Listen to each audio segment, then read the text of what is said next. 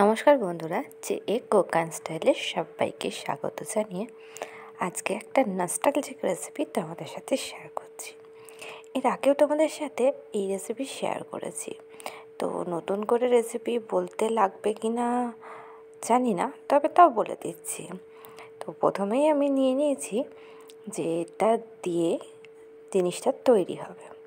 এখানে নিয়েছি ঠিক এই চামচ, মানে এই হাতার 4 হাতা মতো রুল ময়দা, 4 হাতা মতো গমের আটা, সুজি, আর তো দেখলেই একটু ঘি আর সামান্য একটু লবণ দিয়ে ব্যাটারটা রেডি করে নিয়েছি।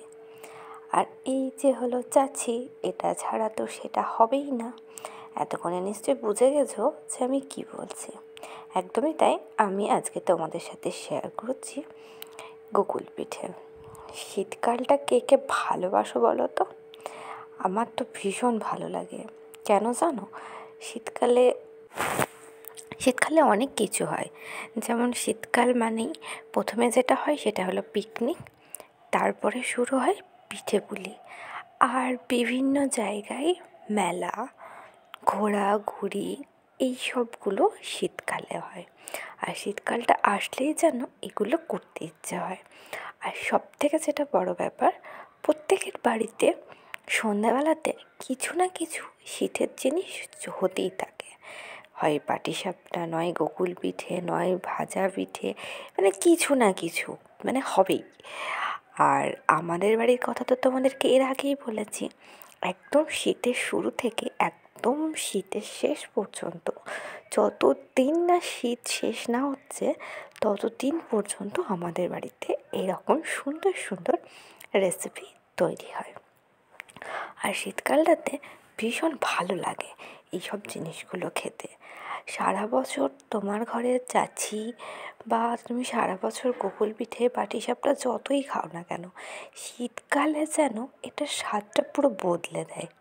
কেন জানি না, একটা অদ্ভুত চেঞ্জ হয়ে যায় জিনিসটা। 12 মাস জিনিসগুলো খেলেও এই শীতের টাইমে এটার মানে সব কিছুটা যেন অন্যরকম হয়। যেমন শীতকাল ছাড়া পিকনিক মানায় না, তেমন শীতকাল ছাড়া যেন পিঠেপুলিও মানায় না। হয় না, যেমন সিজনাল ফল গরমের টাইমে যেমন আম, কাঁঠাল, লিচু এরকম যেমন থাকে, ঠিক তেমনই শীতকাল মানেই পিঠে, পুলি, পাটিসাপটা। এটা ছাড়া যেন শীতটা ঠিক জমেই না। কি আমি ঠিক বললাম তো? যদি ঠিক বলে থাকি অবশ্যই কমেন্ট করবে, আর কমেন্টের আশায় আমিও রইলাম। আর হ্যাঁ, আমার চ্যানেলে এখনও পর্যন্ত যারা নতুন রয়েছে চ্যানেলটিকে ঝটপট সাবস্ক্রাইব করো, আর পাশে থাকা বেল আইকনটা অবশ্যই প্রেস করে রেখো। তো চলো, এদিকে দেখো আমার গোকুল পিঠেগুলো ভাজা প্রায় কমপ্লিটের দিকে, আমি ভাজতে থাকছি। আর এটা বলো, গোকুল পিঠে সেরাই ফেলার পর একটা আলাদা রকমের টেস্ট তো হয়, সেটা তো ভালো লাগেই খেতে। আর এই যে গোকুল পিঠা যখন ভাজা হয়, এই ভাজাটা খেতে কে কে ভালোবাসো? আমার কিন্তু বেশ লাগে খেতে। তোমাদেরও কি ভালো লাগে? ভালো লাগলে অবশ্যই কমেন্টে জানাবে। তো এই যে এখানে আমার ভাজাগুলো হচ্ছে, একদিকে ভাজা হচ্ছে আর অন্যদিকে আর একটা কড়াইয়ের মধ্যে যে সেরা করা রয়েছে তার মধ্যে অল্প অল্প অল্প করে জিনিসগুলো দেওয়া হচ্ছে। তো এভাবেই সবগুলো আমি করে নিচ্ছি। আর সুন্দর করে এদিক ওদিক করে জিনিসগুলোকে ভেতর দিয়ে ভরে দিচ্ছি, যাতে সেরাগুলো সম্পূর্ণটার মধ্যে ঢুকে যায়। এই যে জাস্ট দেখো, ফাইনাল আমার ওটা কমপ্লিট হয়ে গেছে।